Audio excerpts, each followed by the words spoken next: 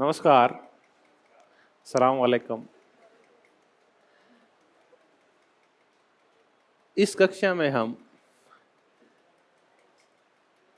एक नया टॉपिक करेंगे और वो टॉपिक बहुत ही मज़ेदार है, मतदान व्यवहार, इलेक्शन बिहेवियर।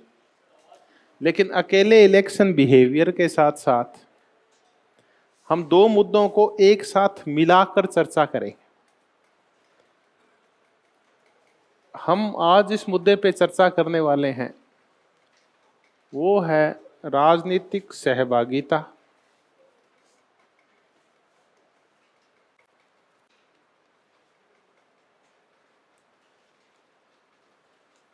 पॉलिटिकल पार्टिसिपेशन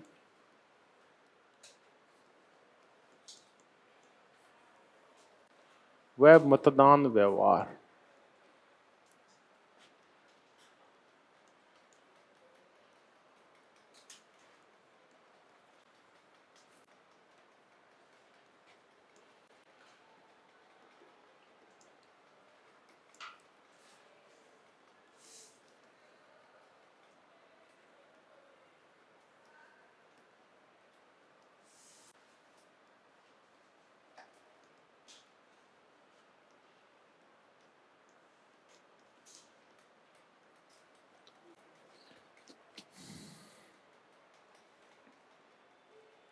अगर हम नए सिलेबस को देखें तो जो भी ऑनलाइन वाले हैं और जो आप जो सामने ऑफलाइन वाले बैठे, आप देखेंगे कि कुछ से नई चीजें आई। एक तो ये लिखा आया है, संघवाद सिद्धांत व व्यवहार, तथा केंद्र राज्य संबंधों में उभरते कुछ नए इश्यूज हैं कुछ। तो ये पूरा टॉपिक है, ये कंप्लीट हो चुका है। केंद्र राज्य संबंधों को पहले इतना विस्तृत रूप में हम पढ़ चुके हैं कि इसके ऊपर और कुछ जोड़ने की गुंजाइश नहीं है। जब हम विभिन्न प्रकार के संघ की चर्चा करते हैं, जब हम केंद्र राज्य के मध्य विभिन्न विवाद के मुद्दे हैं उनकी चर्चा करते हैं, जब पॉलिटिकल पार्टीज का जो सिस्टम है उनकी और संघवाद के स्वरूप की चर्चा करते हैं, और जब हम चर्चा करते हैं कि वर्तमान में जो प्रतिस्पर्धी संघवाद आया है जिसमें विभिन्न राज्यों के मध्य केंद्र सरकार विभिन्न प्रकार के इंडेक्स जारी करके प्रतियोगिताएं करवाती है, चाहे वो बिजनेस को लेके इजी बिजनेस ड्राइंग का हो, चाहे वो स्वच्छता का सर्वेक्षण हो, शिक्षा का हो, स्वास्थ्य को लेके भांति भांति के इंडेक्स जारी होते हैं, महिलाओं के स्वास्थ्य को लेके हो, संस्थागत प्रसव के मुद्दे हों। तो हमने और मुद्दा किया था कि वर्तमान का संघवाद है वो प्रतिस्पर्धी हो गया है।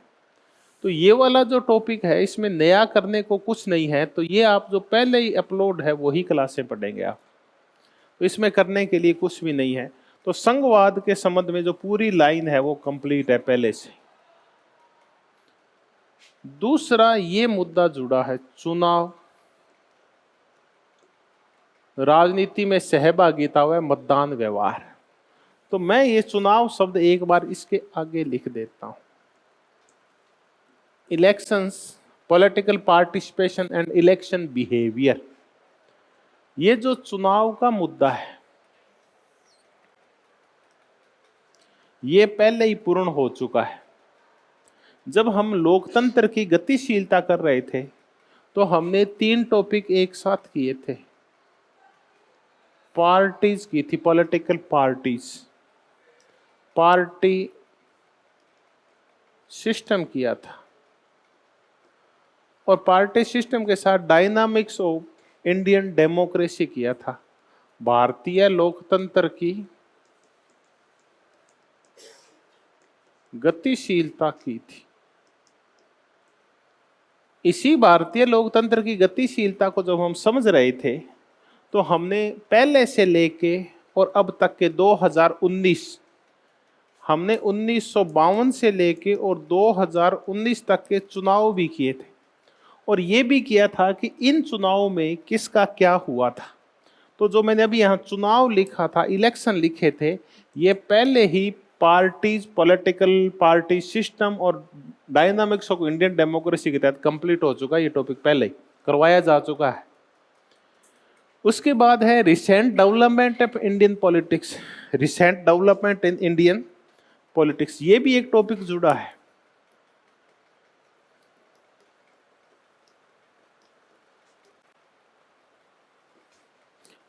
थोड़ा बदले हुए स्वरूप में, Indian politics, recent development Indian politics हम अच्छी तरह से कर चुके थे जब हमने भारतीय लोकतंत्र की गतिशीलता की थी। तब हम 1989 के बाद जो डेवलपमेंट हुए, जिनको रिसेंट ही बोलेंगे, ये क्या हुए, उनकी चर्चा की थी। तब इसके तहत हमने 3M की चर्चा की थी। हमने मंडल किया था, हमने मार्केट किया था और हमने मंदिर किया था। और 2014 के बाद जो ट्रेंड्स आए हैं इंडियन पॉलिटी के अंदर, कि कैसे जातियों की राजनीति चली गई है, मंडल की राजनीति चली गई, उसके ऊपर कमंडल की राजनीति कैसे हावी हो गई है, कैसे राष्ट्रवाद की राजनीति होने लगी है, इन सब की हमने चर्चा की थी। और कैसे, जैसे कि प्रताप बानू मेहता ने कहा है कि बीजेपी डोमिनेंट सिस्टम आ गया है। संघ में, यूनियन में और राज्यों में जो बीजेपी की सरकारें आई है और जो बीजेपी का डोमिनेंस और प्रभुत्व आया है, उसकी भी हम चर्चा कर चुके हैं। तो ये भी हो चुका है कि recent development of Indian politics ये कंप्लीट है। पार्टीज, पार्टी सिस्टम तो पुराना और नया दोनों ही कंप्लीट है, ये भी पहले ही कंप्लीट था। तो इसी में भारतीय लोकतंत्र की गतिशीलता टॉपिक, ये तीनों एक साथ थे, इसी के अंदर ये टॉपिक आ चुका है, इसी में चुनाव आ चुके हैं। तो अब पूरा जो सिलेबस है उसमें से एक टॉपिक जो बचा हुआ है वो है राजनीतिक सहभागिता व मतदान व्यवहार। आदि के आसपास राजनीतिक सहभागिता का जो टॉपिक है वो पहले ही आ चुका है जब हमने डायनामिक्स ऑफ इंडियन पॉलिटिक्स की थी कि विभिन्न चुनावों में किसकी भागीदारी किस प्रकार की थी। आज हम कुछ और मुद्दों पर चर्चा करते हुए, मतदान व्यवहार की चर्चा करते हुए, हम राजनीतिक सहभागिता की चर्चा और कर लेंगे कि विभिन्न वर्गों की भारतीय राजनीति में सहभागिता किस प्रकार की है। तो पहले तो हम इन दोनों शब्दों का अर्थ समझते हैं कि राजनीतिक सहभागिता है क्या। पहले तो इसको देखते हैं, फिर मतदान व्यवहार को देखते हैं। मतदान सहभागिता का तात्पर्य ये है कि देश की आजादी से लेकर और अब तक सहभागिता का स्तर क्या रहा है। बहुत बड़ा कोई तथ्यात्मक क्वेश्चन है, वो तो टिपिकल हो जाते हैं, हम बड़ी बातें करते हैं कि सहभागिता कैसे बढ़ी है, इसको विभिन्न चरणों में कैसे बढ़ी, हम इसकी भी चर्चा करेंगे कि विभिन्न समयों के ऊपर सहभागिता क्या रही है। ये तो चुनावों के दौरान हम देख चुके हैं। और विभिन्न वर्गों की सहभागिता क्या है, चाहे वो वर्ग लैंगिक हो, चाहे वो वर्ग आर्थिक हो, चाहे वो पिछड़े और अगड़े वर्ग हो, चाहे वो दलित दमित वर्ग हो, चाहे वो सबाल्टर्न की चर्चा हो। विभिन्न वर्गों की सहभागिता किस प्रकार की है, अभिजनवादी और जनवादी सहभागिता किस प्रकार की है, अभिजनों का लोकतंत्र में क्या योगदान है भारतीय लोकतंत्र में, और जनवादी राजनीति का मास जो पॉलिटिक्स है उसका क्या योगदान, जातियों की सहभागिता किस प्रकार की है, ये हम आज चर्चा करें। और इसी से अभिन्न रूप से जुड़ा हुआ टॉपिक है वो है मतदान व्यवहार, इलेक्शन बिहेवियर। सिंपल सा शब्द है कि कोई भी भारतीय नागरिक, या अपने सिंपल चर्चा करें कि कोई भी व्यक्ति जब वोट डालने जाता है तो उस समय वो वोट किस आधार पे डालता है, उसके मस्तिष्क में क्या चीजें ऐसी उठती है कि जो उसके मतदान को प्रभावित करती है। अगर हम उदाहरण से समझें तो अभी छात्र संघ चुनावों के आसपास की हम चर्चा करें तो हम एक ट्रेंड को देखते हैं कि छात्र संघ चुनाव में जो व्यवहार है वो जातियों की बजाय, अभी लेटेस्ट ट्रेंड आया है कि वो आक्रामक व्यवहार ज्यादा प्रभावित करता है कि आप कितना आक्रामक प्रदर्शन करते हैं। तो जो युवा विश्वविद्यालयों की और महाविद्यालयों की राजनीति करते हैं वो कितने एक लिबरल है या वो एग्रेसिव है, इसके ऊपर भी निर्भर करता है आजकल। तो छात्र जो कि युवा शक्ति है तो वो ये देखती है कि हमारा नेता कितना झगड़ सकता है पुलिस से, कितना झगड़ सकता है प्रशासन से, उसके अंदर झगड़ने की क्षमता कितनी का है, हिंसक प्रवृत्ति कितनी का है। क्योंकि भारतीय धीरे धीरे गुस्से में आ रहे हैं।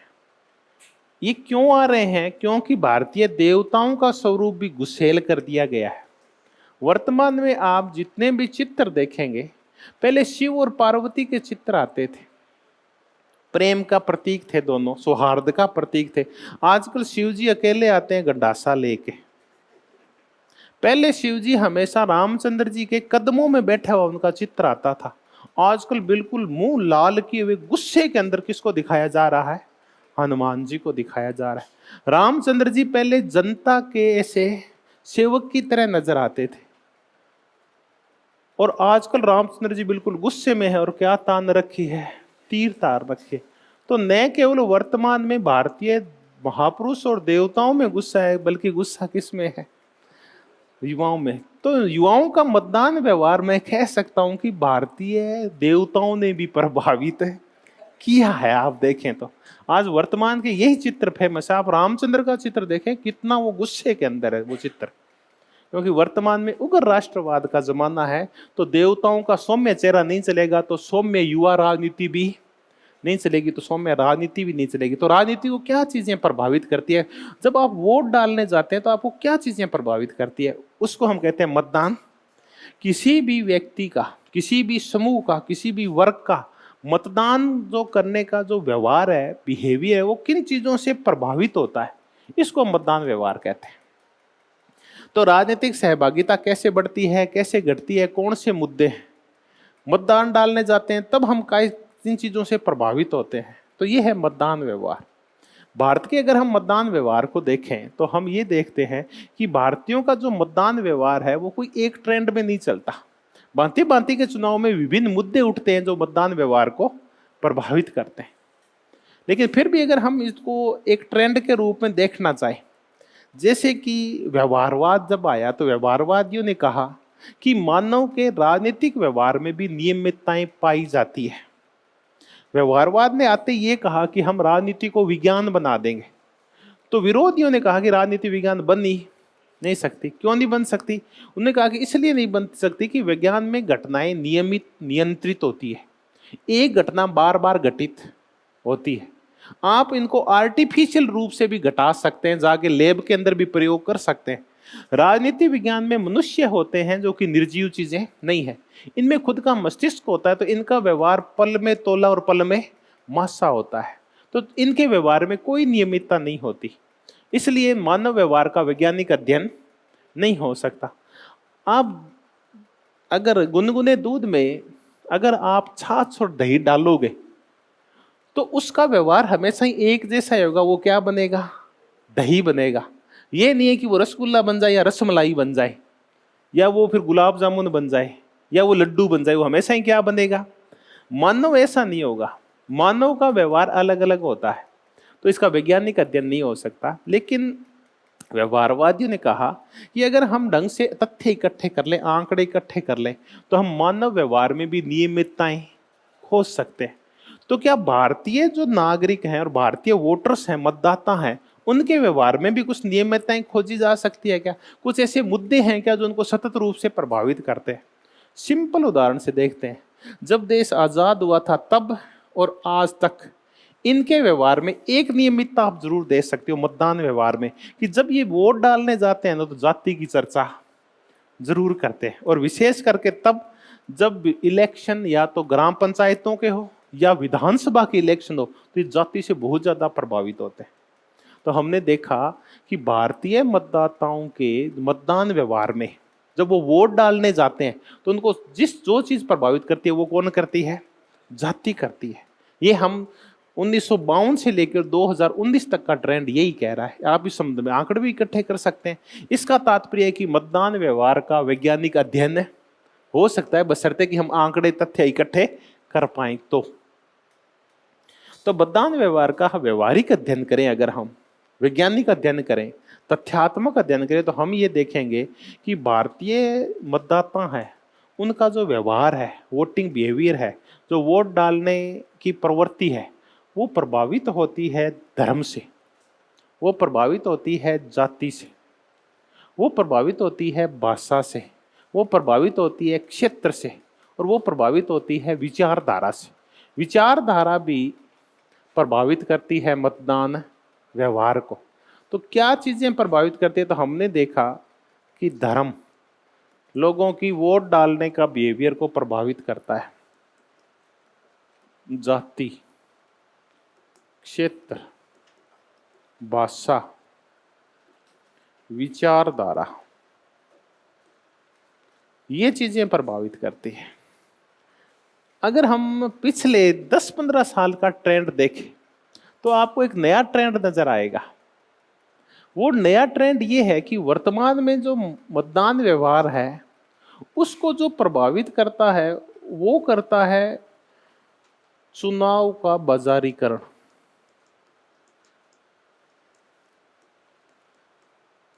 पहले हम इसकी चर्चा कर लेते हैं, चुनाव का बाजारीकरण क्या होता है। कि जब इलेक्शन आते हैं तो कौन कैंडिडेट कितना खर्चा कर देता है, वो अपनी छवि कैसे बना लेता है। क्या आपने जगह जगह पंपलेट लगा दिए हैं? क्या आपके नाम के ऊपर फिल्में चल रही है? क्या आपको कितना ग्लैमराइज कर दिया गया है? आपके कितने सुंदर सुंदर पोस्टर लगे हुए हैं? क्या घर घर आपने पंपलेट पहुंचा दिए हैं? क्या आपने घर घर अपनी एक अच्छी छवि पहुंचा दी है? क्या तो आजकल लोकतंत्र क्या हो गया है, चुनाव भी एक बाजार हो गया है। इस बाजार में वही आदमी आगे जाता है जो ज्यादा इन्वेस्ट करता है। तो ज्यादा इन्वेस्ट करता है उसकी छवि उतनी ज्यादा उभर के आती है, उसके जीतने के चांस उतने ही ज्यादा होते हैं। तो चुनाव का जो बाजारीकरण हुआ है और पैसा है, इस सीधे सी चर्चा करें कि पैसा भी मतदाताओं के व्यवहार को प्रभावित करता है। आज कोई भी एक सहचरित्र व्यक्ति खड़ा हो जाए और एक दुष्चरित्र का व्यक्ति, दोनों खड़े हो जाए, लेकिन दुष्चरित्र वाला ज्यादा पैसे वाला है और वो अगर दूसरा गरीब है तो दूसरे की तो बात और छवि और नाम तक नहीं पहुंचता, और वो जो दुष्चरित्र वाला भ्रष्ट आदमी वो जगह जगह अपनी छवि पहुंचा देता है पैसे के बल के ऊपर। तो जीतने के चांस किसके ज्यादा हो जाते हैं? जिसकी इस चुनाव के बाजार पे ज्यादा पकड़ है, जो इन्वेस्ट ज्यादा करता है। सबसे मजेदार ट्रेंड ये आया है, सोशल मीडिया ये करता है मतदान व्यवहार को आजकल प्रभावित। तो आप देखेंगे कि पहले नेता और अब के नेताओं में दिन रात का अंतर आ गया है। पहले के नेता थे, ये गांव गांव जाते थे, घर घर जाते थे, प्रत्येक व्यक्ति से मिलते थे। वर्तमान में वो नेता कामयाब है जो ये सारे काम नहीं करके और पूरे दिन कहाँ रहता है? व्हाट्सएप और फेसबुक पे रहता है या ट्विटर के ऊपर रहता है। तो वर्तमान में किसी भी नेता की छवि का आंकलन इससे किया जाता है कि उसके ट्विटर के उसके फॉलोवर्स कितने के, उसके फेसबुक के ऊपर लाइक कितने के आ रहे। तो वर्तमान में मतदाताओं के व्यवहार को जो प्रभावित करता है वो कौन करता है? Social media. तो आप देखेंगे, आप कभी भी एमएलए का चुनाव हो तो आप उसके आसपास देखें कौन से लोग मंडरा रहे हैं, तो आप देखेंगे कि एक 10-15 युवाओं लोगों की टीम है जो आपको पहचान में नहीं आएगी, जो कई बार तो आपकी भाषा तक नहीं जानती। वो लोग करते क्या एमएलए के आसपास? वो एमएलए का सोशल मीडिया मैनेजमेंट करते हैं चुनाव के अंदर। तो आजकल सोशल मीडिया टीमें भी बहुत आई हो गई है, ये भी सोशल मीडिया भी बहुत प्रभावित करने लगा है चुनावों को। तो धर्म, जाति, क्षेत्र, भाषा, विचारधारा और इनको फैलाने के लिए सोशल मीडिया, ये सारी चीजें प्रभावित करती है मतदाताओं के व्यवहार को। तो ये हमने देखा कि मतदाताओं का व्यवहार है, हालांकि ये एक मुद्दे पे नहीं होता, कभी भी एक ही समय में विभिन्न चुनावों में विभिन्न मुद्दे प्रभावित करते हैं। जैसे मैं अगर राजस्थान की चर्चा करूं तो अपन ये देखेंगे कि आप एमपी और एमएलए का चुनाव एक साथ करवा दो राजस्थान में आज के दिन, तो अपन ये देखेंगे कि एमपी के चुनाव में है जो वोट पड़ेंगे वो धर्म के आधार पे पड़ेंगे। तो धर्म एक मुख्य प्रवृत्ति है जो मतदाताओं के व्यवहार को प्रभावित करती है एमपी चुनाव में। लेकिन जैसे एमएलए के चुनाव उसके साथ ही हो रहे हैं, उसमें धर्म प्रभावित नहीं करेगा, बल्कि उसमें कौन घुस जाएगी? जातियां घुस जाएगी। तो एक ही समय में एक ही राज्य में अलग अलग पदों के लिए अगर चुनाव होते हैं तो अलग अलग मुद्दे हैं जो चुनाव के मतदाताओं के व्यवहार को प्रभावित करते हैं। तो कोई एक मुद्दा नहीं है, लेकिन अगर विभिन्न मुद्दों की लिस्ट बनाए तो हम मतदान व्यवहार को समझ सकते हैं कि कौन से मुद्दे हैं जो मतदाताओं के व्यवहार को प्रभावित करते हैं। तो अब हम चुनाव सहभागिता और मतदान व्यवहार को लेके जो रिसेंट काम होना कब शुरू हुआ। पहले तो इन मुद्दों पे चर्चा ही नहीं होती, कौन से मुद्दे प्रभावित करते हैं, कौन से नहीं करते। इन मुद्दों की चर्चा शुरू हुई 1967 में। 1967 से चुनावों के ऊपर काम शुरू हुआ। कौन सी पार्टी है, लोग किस आधार पे वोट देते हैं, विचारधारा की भूमिका क्या है, जातियां क्या होती है, धर्म की क्या भूमिका है, आर्थिक मुद्दे क्या भूमिका निभाते हैं, विभिन्न प्रकार के नारे गढ़ने की क्षमता क्या भूमिका निभाते हैं। जैसे 1971 का चुनाव दो नारों के इर्द गिर्द हो गया, एक था गरीबी हटाओ और एक था इंदिरा हटाओ, तो दो नारों के इर्द गिर्द हो गया। तो 1967 के बाद हमारे देश में राजनीतिक सहभागिता और मतदान व्यवहार के ऊपर अध्ययन आरंभ हुए। और राजनीतिक सहभागिता, मतदान व्यवहार और ऐसे जब अध्ययन होते हैं तो हम कहते हैं कि ये अध्ययन काय के तहत होते हैं, इसको सेफोलॉजी बोलते हैं। सेफोलॉजी के तहत चुनाव के आंकड़े, मतदान प्रतिशत, मतदान व्यवहार, विभिन्न दलों की स्थिति, इन सब का अध्ययन किया जाता है, वो है सेफोलॉजी। तो चुनाव अध्ययन को क्या बोला जाता है, सेफोलॉजी। तो ये जो सेफोलॉजी के ऊपर जो काम शुरू हुआ है वो कब हुआ, 1967 के बाद। और उसके बाद सेफोलॉजी धीरे धीरे समृद्ध होती गई और बहुत सारे आंकड़े, बहुत सारे डायग्राम्स और बहुत सारे कर्व्स बनने लगे। ये बढ़ रहा है, जैसे ऐसे कर्व बढ़ने, ऐसे ना बहुत सारे मुद्दे आजकल चुनाव में आप देखते हैं। अच्छी कोई मैगजीन पढ़े तो आप देखेंगे कि ये है बीजेपी, ये बीजेपी का ग्राफ है। बिल्कुल 2 सीटें थी, फिर बढ़ा, फिर एक बार घट गया, फिर बढ़ गया। तो हालांकि मैंने पर्टिकुलर बना दिया है।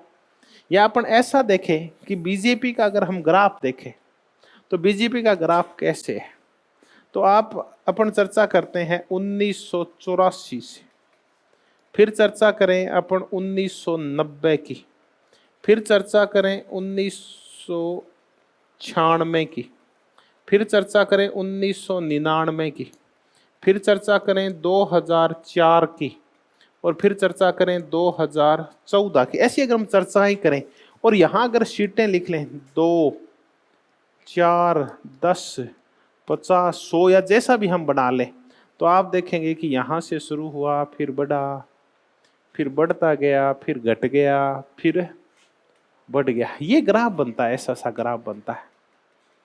तो ये सारे क्या है, ये काय के तहत होते हैं ये सारा काम। तो हम कहते हैं ये सारा काम काय के तहत होता है, सेफोलॉजी के तहत होता है।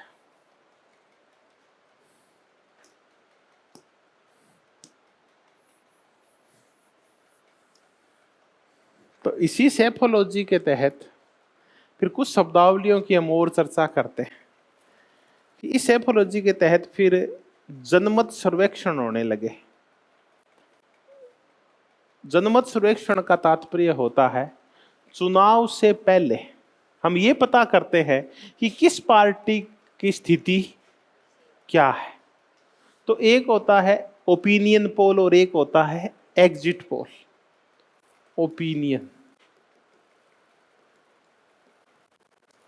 ओपिनियन पोल को हम जनमत सर्वेक्षण बोलते हैं। तो चुनाव से पहले किसी भी पार्टी की स्थिति क्या है, कितने प्रतिशत लोग हैं जो उसके पक्ष में बोल रहे हैं, विपक्ष में बोल रहे हैं, बेरोजगार क्या कह रहे हैं, महिलाएं क्या कह रही है, गरीब क्या कह रहे हैं, अमीर क्या कह रहे हैं, इसको हम जनमत सर्वेक्षण कहते हैं। ये चुनाव पूर्व होता है कि किसी भी पार्टी की स्थिति क्या है।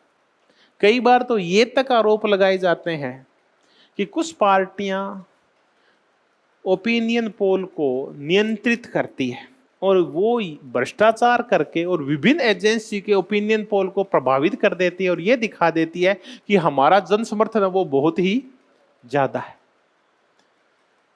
दूसरे होते हैं एग्जिट पोल। एग्जिट पोल चुनाव बाद होते हैं।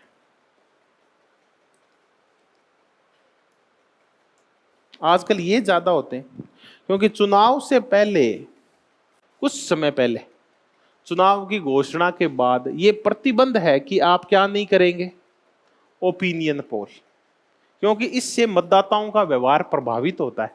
कोई पार्टी ये कह दे कि इस देखिए ओपिनियन पोल में हमारी जीत दिखा रहे हैं, तो मतदाताओं को मन में बनती है ये पार्टी जीतेगी। इसलिए चुनाव आयोग ने ये कह रहा है कि जिन राज्यों में या जब लोकसभा के चुनाव होंगे उससे पहले क्या नहीं जारी होंगे, ओपिनियन पोल जारी नहीं होंगे। तो फिर क्या होता है, उससे पहले जारी कर दो, 1 2 3 4 साल तक, 4.5 साल तक, 5 साल का अगर कार्यकाल है तो। ये नहीं, चुनाव के समय आप ऐसा नहीं कर सकते, चुनाव के बीच में ऐसा नहीं कर सकते। तो ये तो ओपिनियन पोल है। दूसरा है एग्जिट पोल, ये तो चलते रहते हैं ओपिनियन पोल। तो एग्जिट पोल चुनाव के बाद होते हैं।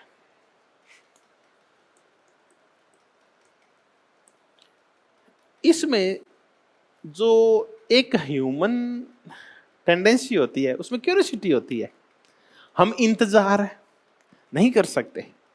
तो कई बार क्या है कि 2 4 5 10 दिन लग जाते हैं चुनाव होने के बाद रिजल्ट आने में।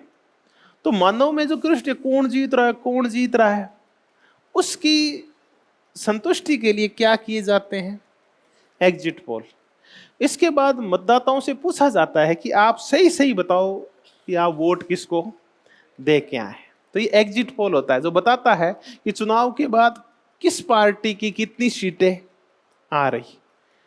जैसे पीछे पश्चिम बंगाल में एग्जिट पोल हुआ था, तो एग्जिट पोल हुआ तो बीजेपी की 2/3 बहुमत से कुछ एग्जिट पोल वाले क्या दिखा रहे थे, सरकार दिखा रहे थे। बाद में हमने देखा कि इन एग्जिट पोल के बाद में बीजेपी एग्जिट हो गई वहां से, और वहां किसकी सरकार आ गई।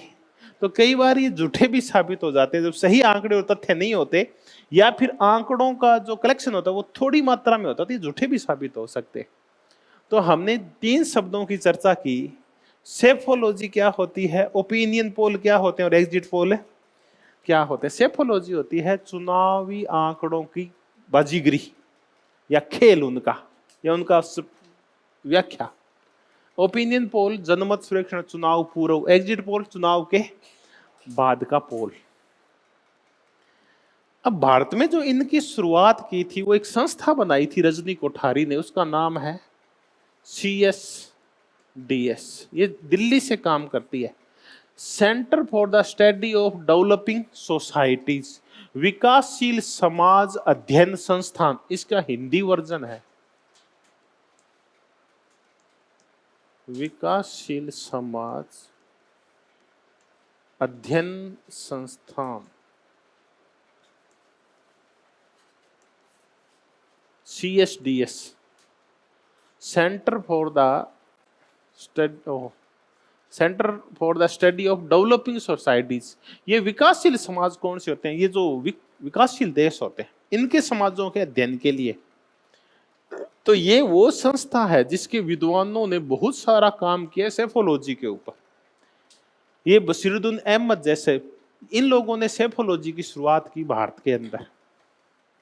उसके बाद योगेंद्र यादव जैसे लोग, ये बहुत ही महत्वपूर्ण सेफोलॉजिस्ट हैं। तो योगेंद्र यादव जिनका आपने नाम सुना है, आपने सुहास पलसीकर का नाम सुना है, योगेंद्र सूरी का नाम सुना है, ये लोग मूलतः सेफोलॉजिस्ट हैं।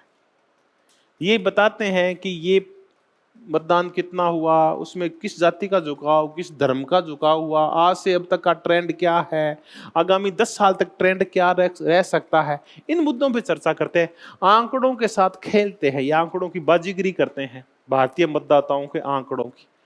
तो ये है CSDS, और इससे जुड़े हुए बहुत सारे विद्वान हैं जो सेफोलॉजी के ऊपर काम करते हैं। योगेंद्र यादव का नाम सुपरिचित है, ये पहले आम आदमी पार्टी से जुड़े हुए थे, आजकल लोग एक संस्थान और चलाते हैं।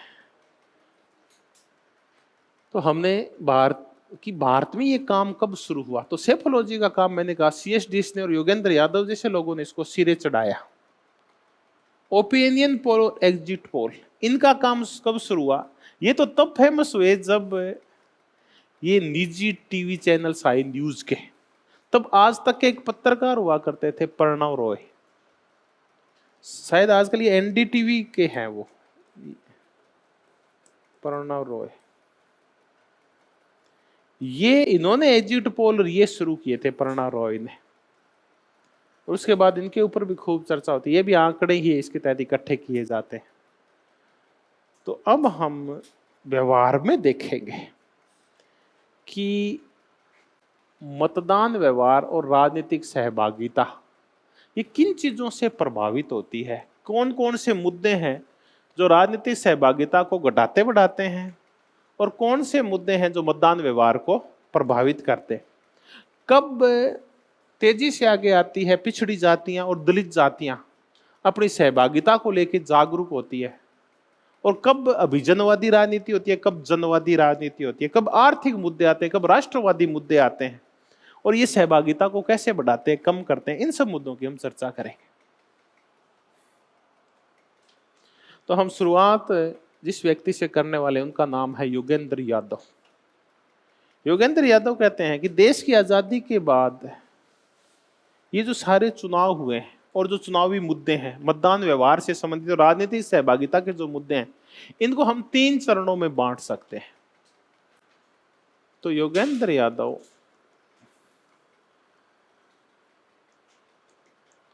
1952 से लेके और उसके बाद की जो राजनीति है उसको 3 चरणों में बांटते हैं, और इसके दौरान कौन से मुद्दे थे जिन्होंने मतदान व्यवहार को प्रभावित किया, भारतीय मतदाताओं को प्रभावित किया। तो पहले हम इन 3 चरणों की बात करते हैं। वो कौन से 3 चरण हैं?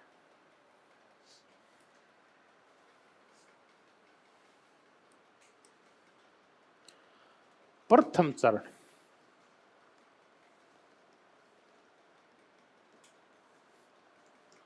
प्रथम चरण है 1952 से लेकर 1967 तक, और ये वो काल है जिसको हम कांग्रेस पॉलिटी बोलते हैं। कांग्रेस पॉलिटी। योगेंद्र यादव कहते हैं दूसरा काल है या तो सेकंड चरण है भारतीय राजनीति का। उसकी शुरुआत होती है 1967 से और ये कब तक चलता है? लगभग 1990 तक। ये कांग्रेस विरोध की राजनीति है, कांग्रेस अपोजिशन, कांग्रेस विरोध की राजनीति का काल है। और फिर आ गया है तृतीय चरण, ये है 1990 के बाद, और ये पोस्ट कांग्रेस पॉलिटी है।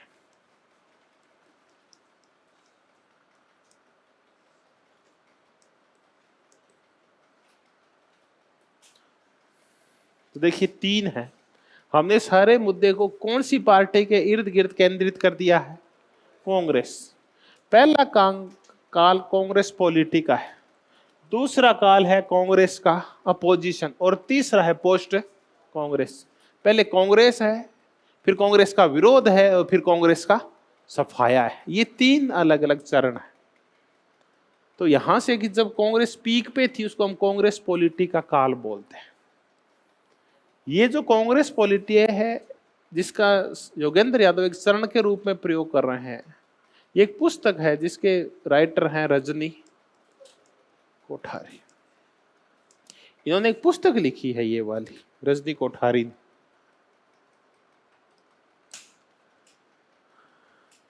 तो पहले तो हम ये देखते हैं कि कांग्रेस पॉलिटी है क्या, फिर आगे की चर्चा करेंगे कि इस काल में क्या मुद्दे थे, क्या कुछ था, राजनीतिक सहभागिता कैसी थी, और मतदान व्यवहार को कौन से मुद्दे प्रभावित करते थे।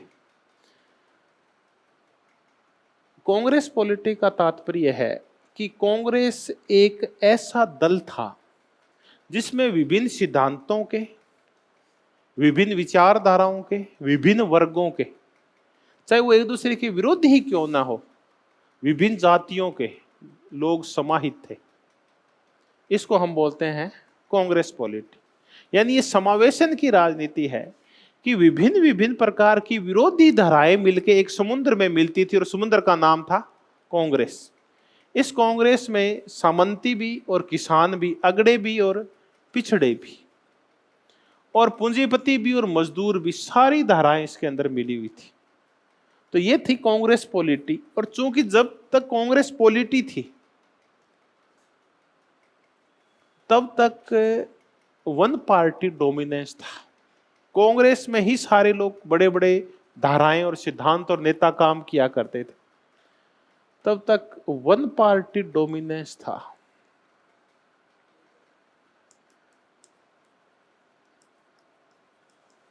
वन पार्टी डोमिनेंस को बोलते हैं एक दलीय प्रभुत्व था उस टाइम पर। 1952 से 1967 तक एक दलीय प्रभुत्व का तात्पर्य यह है कि यहां केंद्र में भी और राज्यों में भी कौन सी पार्टी की सरकार है? कांग्रेस की सरकार है। और ये वन पार्टी डोमिनेंस, ये शब्द प्रयोग किसने किया है? मॉरिस जोन्स ने। अगर हम मॉरिस जोन्स की सही शब्द है कांग्रेस डोमिनेंस सिस्टम, ये कौन डोमिनेट कर रही है? कांग्रेस। Morris Jones. इसी को सर्टोरी एक और प्रकार का डोमिनेंस, प्री डोमिनेंस सिस्टम बोलते हैं। सर्टोरी सर्टोरी इसी कांग्रेस के डोमिनेंस प्रभुत्व को प्री डोमिनेंस सिस्टम बोलते हैं।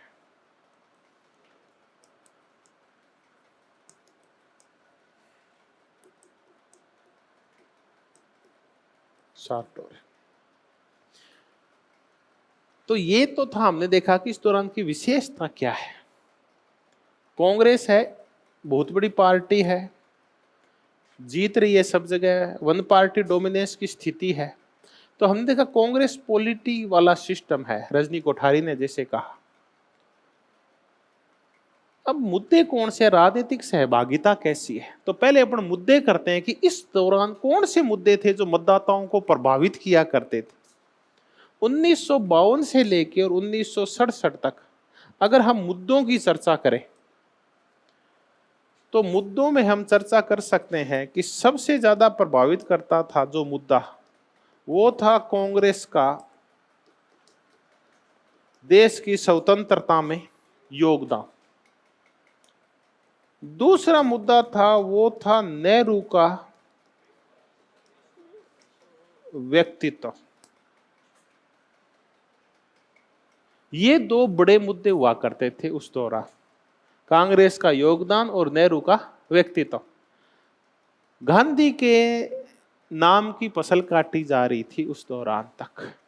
ये दो मुद्दे मतदान व्यवहार को बहुत ज्यादा प्रभावित करते थे। और भी छोटे छोटे मुद्दे उठते रहते थे, लेकिन ये दो मुख्य मुद्दे थे। तो इन मुद्दों के आधार पे 3 चुनाव हुए, 52 के, 1952, 1957 और 1962।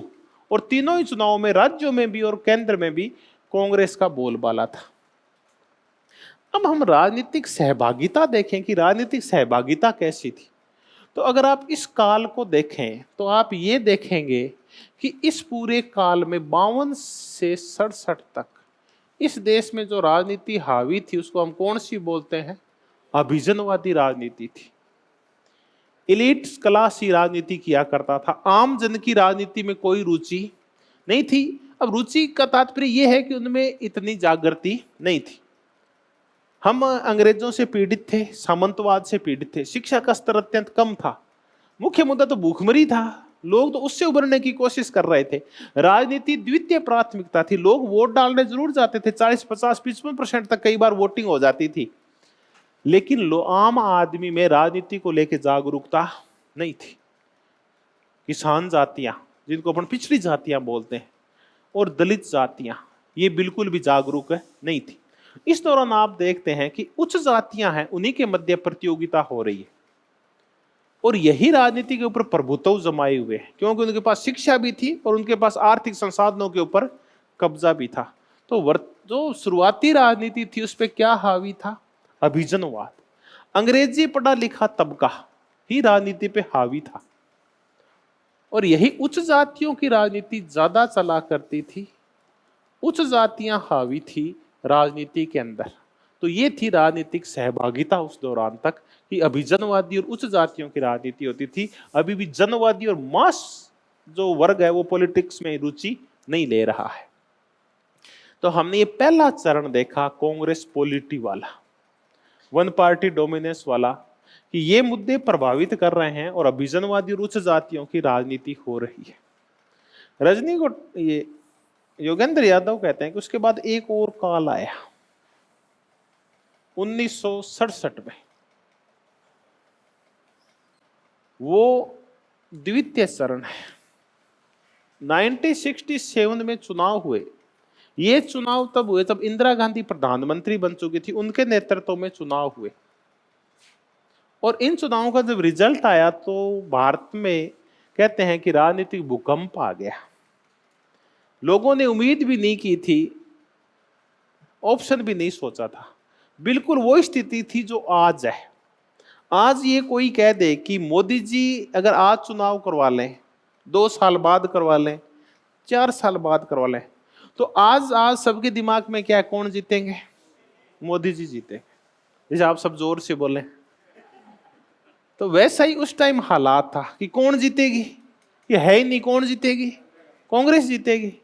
लेकिन रिजल्ट आया तो 8 बड़े राज्यों में कांग्रेस का सफाया हो गया, वहां संयुक्त दल की सरकारें बनी। और तमिलनाडु में से तो बहुत बड़ा सफाया हो गया। और तमिलनाडु में तो ऐसा सफाया हुआ कांग्रेस का कि आज तक वहां कांग्रेस की सरकार उसके बाद बनी ही नहीं है। ये है बात 1967 की। तो 9 राज्यों से, बड़े राज्यों से कांग्रेस का सफाया हो गया। कि जब ट्रेन दिल्ली से हावड़ा तक चलती थी तब एक डायलॉग चलता था कि रास्ते में एक भी कांग्रेस शासित राज्य नहीं आता। कि आप दिल्ली से निकल के यूपी जाओ, यूपी से बिहार जाओ, बिहार से पश्चिम बंगाल जाओ, ये रूट है कलकत्ता जाने का। तो कि आप दिल्ली से हावड़ा तक जाते हैं, कोलकाता हावड़ा तक, तो एक भी राज्य नहीं आता। तो ये बहुत बड़ी बात थी, किसी ने लिख दी तो बड़ा अच्छा लगा। अरे और देखो बीच में 3 राज्य पड़ते हैं और किसी में भी इसकी सरकार नहीं है। तो ये वो काल है जब कांग्रेस का विरोध हो रहा था, कांग्रेस विरोधी राजनीति हो रही थी, विरोधी दलों के गठबंधन बन रहे थे, नक्सलवाद आ रहा था और विभिन्न प्रकार के न्यू सोशल मूवमेंट्स और सोशल मूवमेंट्स खड़े हो रहे थे।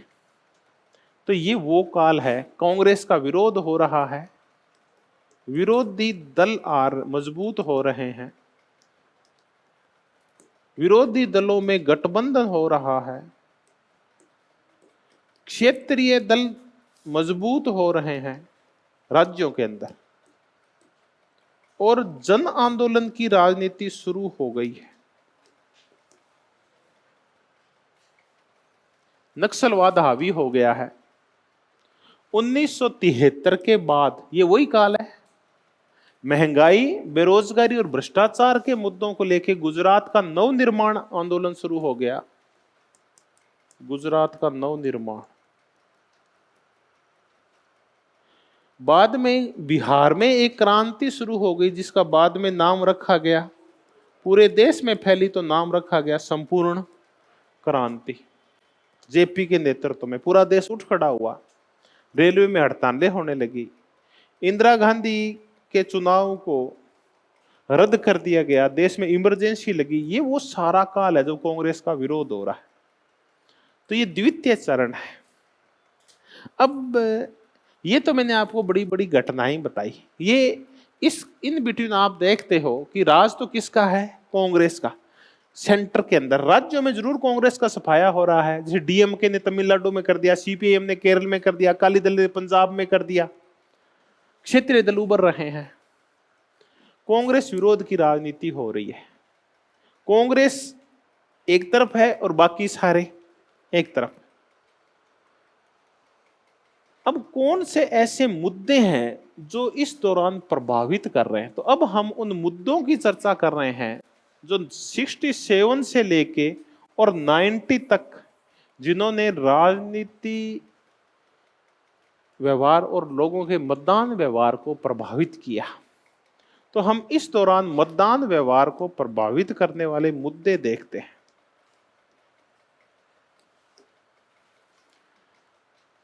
तो 67 का जो चुनाव था, उस चुनाव के बाद से यहां एक नई राजनीति शुरू हुई, वो थी जनवादी राजनीति। अभी तक हम देख रहे हैं कि अभिजनवादी राजनीति हो रही है और 67 के बाद एक नई राजनीति उभर के आई देश में। कौन सी? जनवादी राजनीति, मास पॉलिटिक्स उभर के आई। समाज का वो तबका जिसको बड़ी भारी उम्मीद थी कि देश आजाद होगा तो हमें भी उसमें प्रतिनिधित्व मिलेगा, हमारी आर्थिक स्थितियां सुधरेगी, हमारी गरिमा अच्छी होगी, उसको कुछ नहीं मिला। तो लोगों का राजनीतिक दलों से मोह भंग होने लगा, विशेष करके कांग्रेस से, क्योंकि लोगों ने सारी उम्मीदें किसके ऊपर थोप रखी थी? सभी वर्गों ने, सभी जातियों और धर्मों ने कांग्रेस के ऊपर आंखें गड़ा रखी थी, टकटकी लगा के। कांग्रेस जब अपनी भूमिकाओं में असफल हुई तो फिर विभिन्न जातियां जो पिछड़ी थी वो आर्थिक प्रगति के लिए, अपनी स्थितियों में सुधार के लिए, या तो किसी ने हथियार उठा लिए जैसे नक्सली और आदिवासी ने उठा लिए, या किसी और रूप में वो राजनीति करने लगी और क्षेत्रीय नेता उभरने लगे जो कि कांग्रेस का विरोध किया करते थे। तो जनवादी राजनीति हावी हुई, आम जन की राजनीति हावी हुई। और ऐसी राजनीति को बहुत अच्छा बढ़ावा किसने दिया? डीएमके ने। डीएमके ने पिछड़ों की राजनीति शुरू की दक्षिण के अंदर, पिछड़ों की राजनीति। फिर आगे लोहिया जैसे नेताओं की समाजवादी पार्टियां, इन्होंने उत्तर भारत में पिछड़ों की राजनीति शुरू की। उत्तर भारत में पिछड़ों की राजनीति।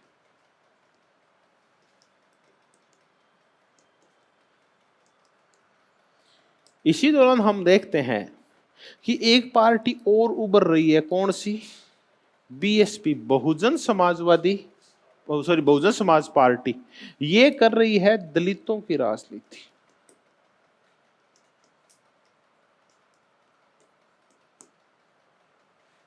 और इसी दौरान एक और राजनीति इस देश में हावी हुई, वो है किसानों की राजनीति।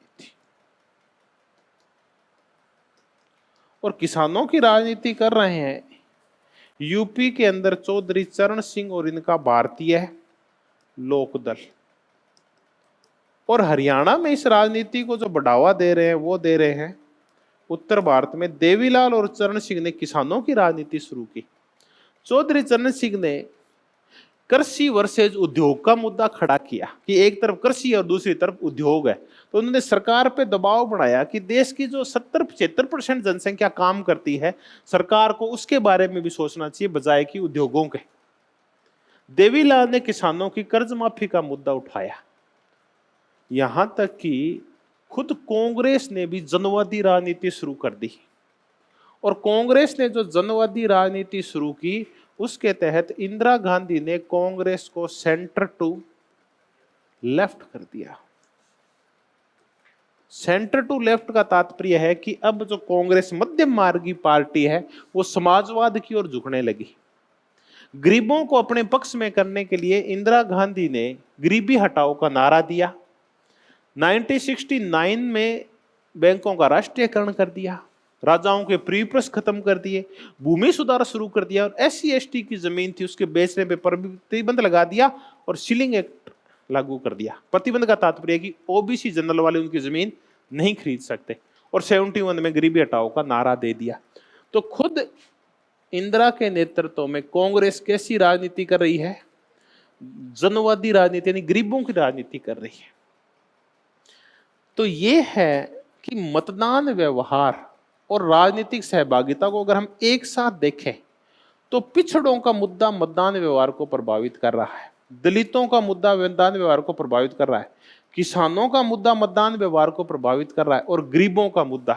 तो पिछड़े, दलित, किसान और गरीब, ये कौन सी तबका है जो आज तक राजनीति में हिस्सा नहीं लेता था? तो कौन सी राजनीति शुरू हुई है? जनवादी राजनीति शुरू हुई है, लोक लुभावन राजनीति शुरू हो गई है।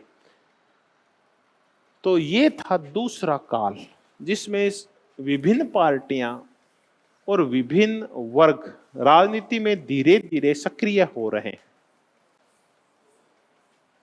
तो अलग अलग मुद्दे उठे इस दौरान।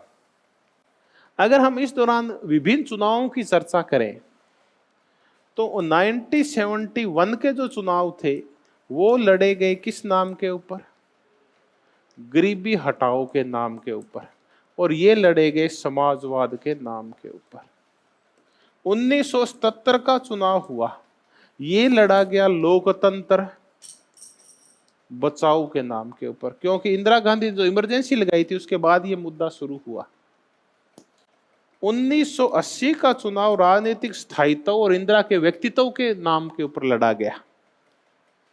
1984 का चुनाव था, ये सिंपैथी के ऊपर लड़ा गया, क्योंकि 84 में किसकी मौत हुई थी? इंदिरा गांधी की। तो ये 1984 में जिस मुद्दे ने सबसे ज्यादा मतदान व्यवहार को प्रभावित किया, वो था कौन सा? सहानुभूति। इंदिरा की मौत से पैदा हुई, मौत से नहीं, इंदिरा की हत्या से पैदा हुई सहानुभूति। तो ये तो हर बार मतदान व्यवहार को एक ही मुद्दा प्रभावित नहीं करता। हाँ, एक मुद्दा हावी हो सकता है। तो इसमें कौन सा मुद्दा हावी था? सहानुभूति का मुद्दा 84 में। 89 के चुनाव में जो मुख्य मुद्दा था 1989 के चुनाव में, वो था बोफोर्स तोप का मुद्दा और भ्रष्टाचार का मुद्दा। बोफोर्स तोप व भ्रष्टाचार का मुद्दा। उसके बाद विभिन्न मुद्दे प्रभावित करते रहे और 90 के बाद कुछ और मुद्दे आए। तो गरीबी हटाओ का मुद्दा, 1977 में लोकतंत्र बचाओ, 84 में सहानुभूति लहर, 89 में बोफोर्स तोप व भ्रष्टाचार। ये सब कुछ तात्कालिक बड़े मुद्दे थे, इश्यूज थे, जिन्होंने मतदान व्यवहार को प्रभावित किया। तो आप ये देखें कि राजनीतिक सहभागिता के साथ क्या हो रहा है। ये अभिजनवाद से किस ओर जा रही है? जनवाद की ओर जा रही है। ये इलीट से मास की ओर जा रही है। अब सिर्फ पढ़ा लिखा तबका ही नहीं, केवल शहरी उच्च तबका ही नहीं, सिर्फ अंग्रेजीदा तबका ही नहीं राजनीति में सक्रिय हो रहा है, बल्कि अब राजनीति में सक्रिय हो रहे हैं पिछड़े, गरीब, दलित और किसान। ये भी अपना हक मांगना शुरू है, ये भी धीरे धीरे जागरूक हो रहे हैं। तो हम देख रहे हैं कि राजनीति में विभिन्न वर्गों की सहभागिता बढ़ रही है। तो ये थे कांग्रेस विरोध की राजनीति, मतदान व्यवहार को प्रभावित करने वाले मुद्दे और बढ़ती हुई राजनीतिक सहभागिता देखी हमने।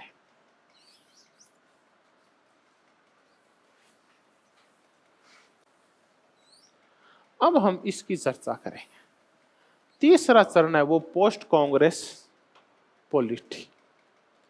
जब अपन पोस्ट कांग्रेस पॉलिटी की चर्चा करेंगे तो पहले तो हम ये देखेंगे पोस्ट कांग्रेस पॉलिटी है क्या, फिर इसको समझने में हमारे आसानी होगी। पोस्ट कांग्रेस पॉलिटी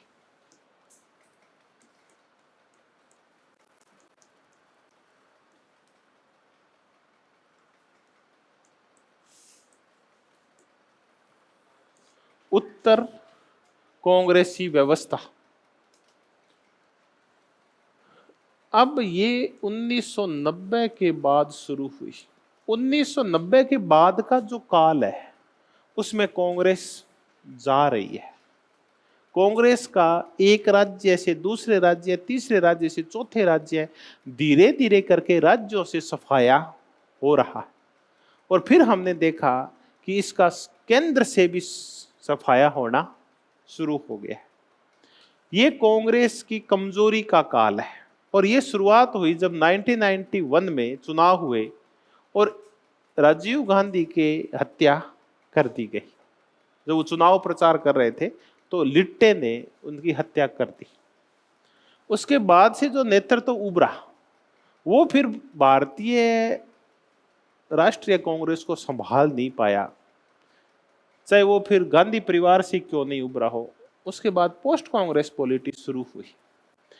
ये पोस्ट कांग्रेस पॉलिटी, कांग्रेस का सफाया जो शुरू हुआ, ये क्यों हुआ, हम इसकी चर्चा करते हैं। पहले तो हम देखते हैं कि शब्दावली किसने दी है। तो ये शब्दावली दी है सुहास पलसीकर ने।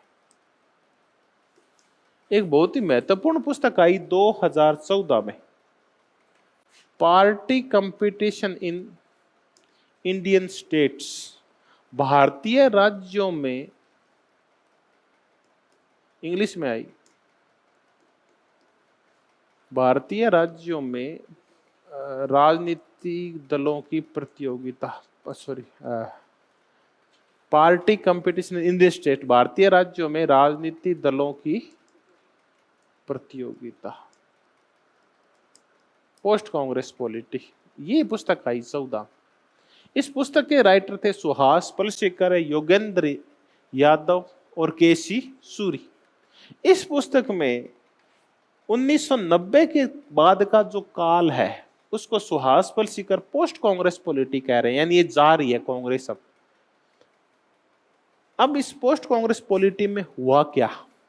तो इस पोस्ट कांग्रेस पॉलिटी को समझना है तो हमें 3 मुद्दों को समझना होगा और फिर हम 3M की भी चर्चा कर लेंगे।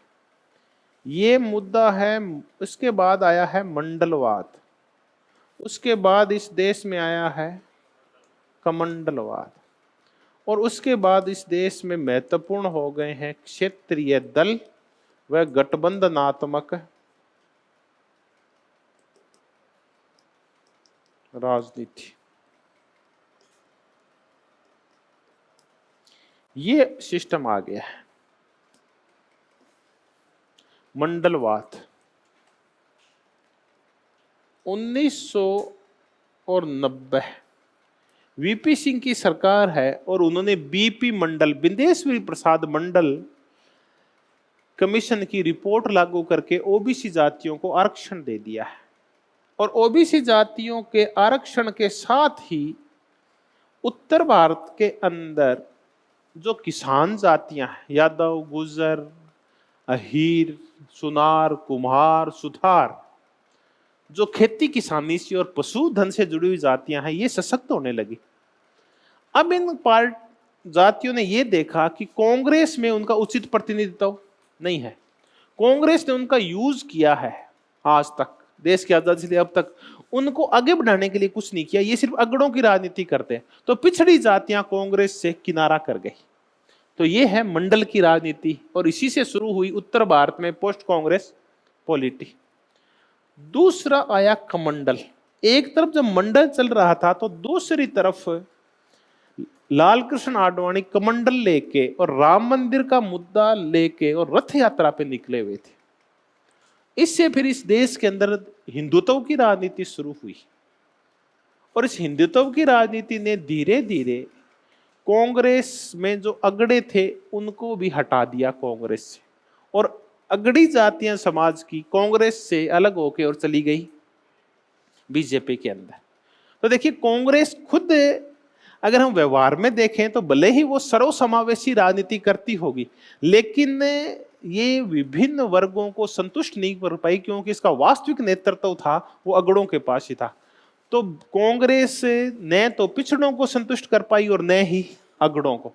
तो 90 के बाद पिछड़े तो मंडलवाद के नाम से अलग हो गए और अगड़े कमंडलवाद। अगड़ों का तात्पर्य है ब्राह्मण, राजपूत और वैश्य। ब्राह्मण, राजपूत, बनिया, ये कांग्रेस के यहां से चले गए कमंडलवाद की वजह से। किसान जातियां चली गई मंडलवाद की वजह से। और एक मुद्दा बीच में और उठ गया, वो था दलितवाद का।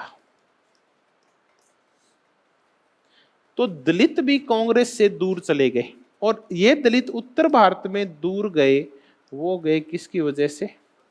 बसपा की वजह से।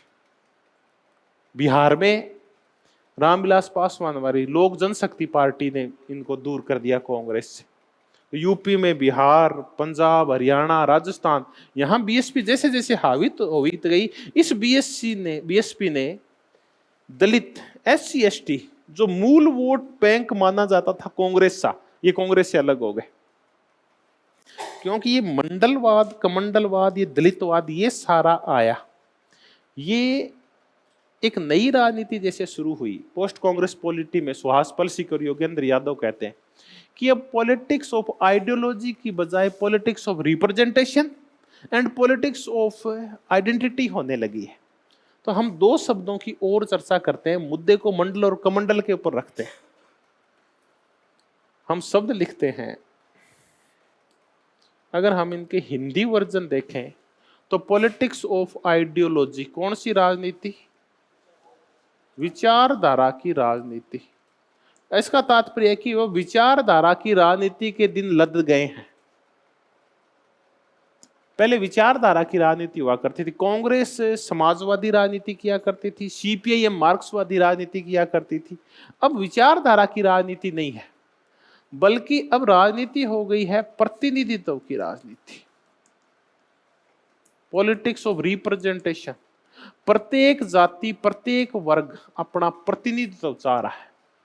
और दूसरा हो रहा है पहचान की राजनीति, पॉलिटिक्स ऑफ आइडेंटिटी।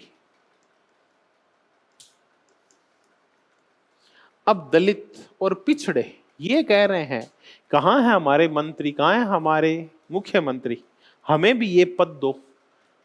तो अब ये प्रतिनिधित्व की राजनीति हो रही है कि हमारे रिप्रेजेंटेशन दो हमें प्रत्येक पार्टी में। पहचान की राजनीति होने लगी है, आइडेंटिटी पॉलिटिक्स। आज तक विचारधारा के नाम के ऊपर लोग कांग्रेस से जुड़े हुए थे, सीपीआईएम से जुड़े हुए थे, अब नहीं है। अब लोग छोड़ रहे हैं इन पार्टीज को, क्योंकि अब नई राजनीति आई है 90 के बाद, मंडलवाद की वजह से प्रतिनिधित्व और पहचान की राजनीति। इसी पहचान की राजनीति ने फिर बढ़ावा दिया दलितवाद को, इसी ने फिर हिंदूवाद को बढ़ावा दिया। हिंदू अपना अलग प्रभुत्व, अलग पहचान चाहते हैं, और किसान जातियां मंडलवाद के तहत चाहती है। तो मंडलवाद, दलितवाद और कमंडलवाद। अब या तो इसका 3 करें तो इसको हम क्या बोलेंगे बताओ? पिछड़ावाद, ओबीसीवाद। ये दलितवाद है, इसको क्या बोलोगे? हिंदूवाद। ये हिंदूवाद है, ये दलितवाद है, ये पिछड़ावाद है। ये इस तीनों की राजनीति ने किसका सफाया कर दिया? कांग्रेस का। उत्तर भारत से कांग्रेस का सफाया शुरू हो गया। तो ये हमने मुद्दा किया कि इस दौरान हो क्या रहा था। और ऊपर से फिर कौन से दल उभर आए? क्षेत्रीय दल। इन दलों ने विभिन्न जातियों को प्रतिनिधित्व का मौका दिया, इन्होंने विभिन्न जातियों को पहचान दी। लालू प्रसाद यादव ने यादवों को पहचान दी, मुलायम सिंह यादव ने यादवों को पहचान दी। ऐसे करके और क्षेत्रीय दल और क्षेत्रीय नेता उभर गए और उन्होंने कांग्रेस का सफाया कर दिया। और बाकी सफाया फिर किसने कर दिया? कमंडल ने कर दिया। तो ये कौन सी पॉलिटी है? Post Congress polity. अब आप ये बिल्कुल सिंपल तरीके से समझ जाएंगे कि हो क्या रहा है। तो 1990 के बाद योगेंद्र यादव और ये कहते हैं कि कौन सी राजनीति हो रही है? 3M की राजनीति हो रही है। अब ये 3M की राजनीति है क्या? तो 3M का तात्पर्य है, M से है मंडल, M से है मंदिर और M से है मार्केट। मार्केट का तात्पर्य है कि अब इस देश में नहीं, इस पूरे संसार में एक लहर आई है एलपीजी की, बाजारीकरण की, निजीकरण की। कोई भी पार्टी, कोई भी राज्य इसे अछूता नहीं है। बीजेपी जो स्वदेशी का नारा दिया करती थी, उसने भी निजीकरण को इतना ज्यादा गले से लगा लिया है कि दोनों बहन भाई से लगते हैं कि एक निजीकरण है वो भाई है और बीजेपी उसकी बहन है। कांग्रेस ने शुरू किया था, बीजेपी ने शुरुआत में विरोध किया, बाद में दोनों एक ही हो गए, बीजेपी और निजीकरण, उदारीकरण। यहां तक कि रजनी कोठारी कहते हैं कि इस उदारीकरण के, एलपीजी के युग में, बाजारवाद के युग में, निजीकरण के युग में सीपीआई जैसी पार्टियों को, साम्यवादी पार्टियों को, मार्क्सवादी पार्टियों को जो दम भरती है कि हम तो किसानों की पार्टी है, हम तो मजदूरों और गरीबों की पार्टियां हैं, वो भी सिंगुर और नंदीग्राम में किसानों पे क्या चलाती है? गोलियां। और टाटा जैसे पूंजीपतियों से, उद्योगपतियों से कहती है कि आप यहां लगाइए नैनो का कारखाना।